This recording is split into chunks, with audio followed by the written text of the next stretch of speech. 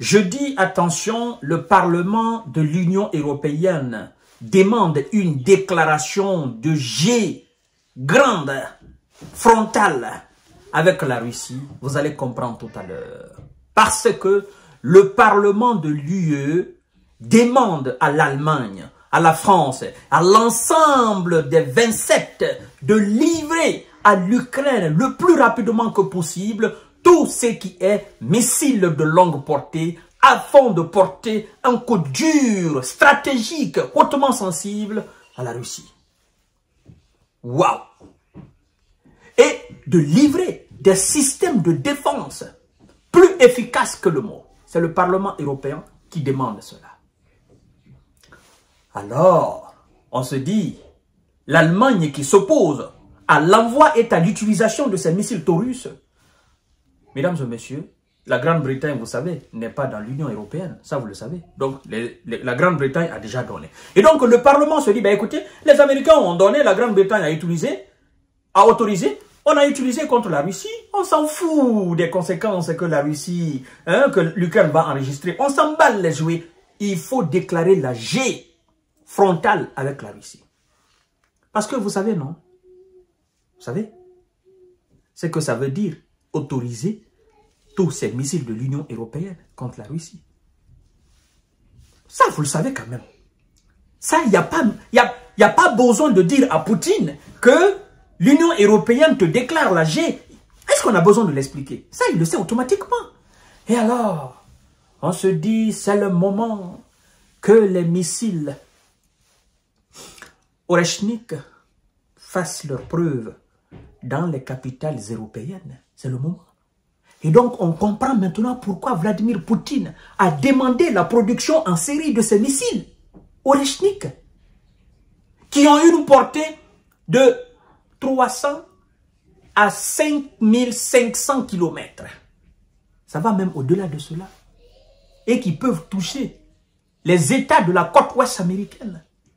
Donc, Paris, Londres, Bruxelles, Madrid, Rome, Berlin, ou encore Stockholm, ou encore Varsovie, Amsterdam, Lisbonne, toutes ces capitales sont à portée de main d'Oreshnik. Partagez la vidéo dans tous les groupes aussi. Abonnez-vous à ma chaîne YouTube KanTJ Visionnaire le vrai. Activez la cloche de notification pour ne plus rater mes vidéos. Nous allons entrer dans les détails de ce que le Parlement dit. Et surtout, n'oubliez pas aussi de vous abonner à ma page Facebook, le géopolitologue. Le Parlement européen demande des missiles taurus pour l'Ukraine. Le Parlement européen a appelé jeudi les États membres de l'Union européenne à renforcer leur soutien militaire à l'Ukraine par des livraisons de missiles allemands taurus. Ce à quoi s'oppose le chancelier allemand depuis plusieurs mois. Dans une résolution non contraignante adoptée à 390 voix contre 135 et 52 abstentions, les eurodéputés s'alarment aussi du soutien militaire apporté à la Russie par l'Iran, la Biélorussie et la Corée du Nord, et réclament de nouvelles sanctions contre ces États. Laissez-moi vous dire, vous, les eurodéputés, laissez-moi vous dire, il n'y a plus besoin de sanctions. Pourquoi vous voulez sanctionner l'Iran? Pourquoi vous voulez sanctionner la Corée du Nord? Pourquoi vous demandez des sanctions contre la Biélorussie? Vous nous plongez dans un monde où on n'aura plus besoin de sanctions. Parce que ça, vous nous plongez dans une G. Et donc, dans une G généralisée, est-ce que les sanctions... Est-ce qu'on a besoin de sanctions? Non, non. Parce que tout le monde sera occupé à se défendre. Parce que ça va filer de partout, les étoiles filantes. Et ça va toucher tous les parlementaires, les capitales de tous les parlementaires. Ça va toucher toutes les maisons. Il y aura des fumées partout. Est-ce qu'en ce moment, on a besoin de sanctions? Mais non! Parlementaires européens, vous n'avez pas besoin de sanctions en ce moment. Ils estiment que l'utilisation par la Russie d'un missile hypersonique Oreshnik de portée intermédiaire et implication de Pyongyang marque une nouvelle phase de la guerre.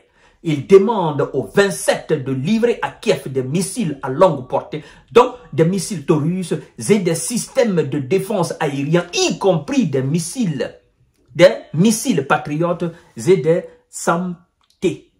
Ah oui, mesdames et messieurs, l'Ukraine est équipée de systèmes américains patriotes et leur équivalent franco-italien SAM-T, mais trop faible nombre pour protéger toutes les villes de Kiev. A réclamé ses alliés occidentaux, n'est-ce pas? Kiev a réclamé à ses alliés occidentaux ces systèmes de défense anti-aérien, hein, dernière génération, pour se protéger après la frappe du missile Oreshnik qui a touché la ville ukrainienne de Dnipro le 21 novembre. Fin de citation. Fin de citation. Bon, c'est une déclaration de G ou c'est pas une déclaration de G? J'ai raison de dire que le Parlement, l'Union européenne demande une déclaration de G à la Russie ou pas. J'ai raison de le dire ou pas. Maintenant, concrètement, à supposer, concrètement, la France donne et autorise, l'Allemagne donne et autorise, si la Belgique, l'Italie, l'Espagne, si la Pologne, la Roumanie ou l'Estonie, si encore la Finlande, la Suède, si tous les 27 pays de l'Union européenne possèdent des missiles de longue portée, s'ils acceptent de donner et qu'on les utilise contre la Russie, à votre avis, qu'est-ce qui va se passer? À votre avis, sincèrement, honnêtement, dans les commentaires, dites-moi qu'est-ce qui va se passer? La Russie va dire, oh non, c'est l'Ukraine qui m'attaque. Mais non! Là, c'est le feu vert. C'est le feu vert que l'Union européenne vient de donner à Vladimir Poutine. Ben, écoutez, nous, on ne veut plus jouer, on ne veut plus, parce que oh, ça tarde, on ne veut plus jouer. Donc, on passe directement à la G mondiale. C'est ça. Parce que je ne vois pas autre solution. Écoutez, si l'ensemble des 27 donnent des missiles de longue portée à l'Ukraine et les utilise contre la Russie, et que Vladimir Poutine se contente seulement d'envoyer des missiles en Ukraine, moi je cesse de parler. Je dis l'Occident a gagné. Ah, je cesse de parler automatiquement. Je dis, oh non, la Russie est à terre, on a abattu la Russie, c'est terminé, la Russie a perdu la guerre.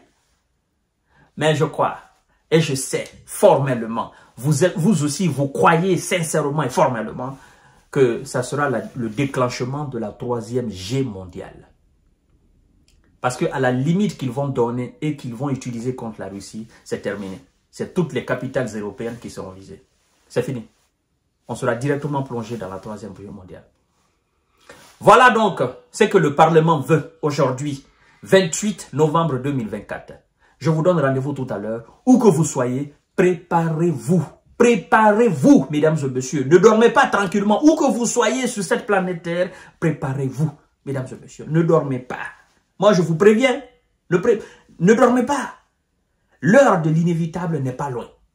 Que Dieu nous en garde, mais l'heure de l'inévitable n'est pas loin. Ça, je vous le dis. Hein. Voilà. C'est mon dernier mot.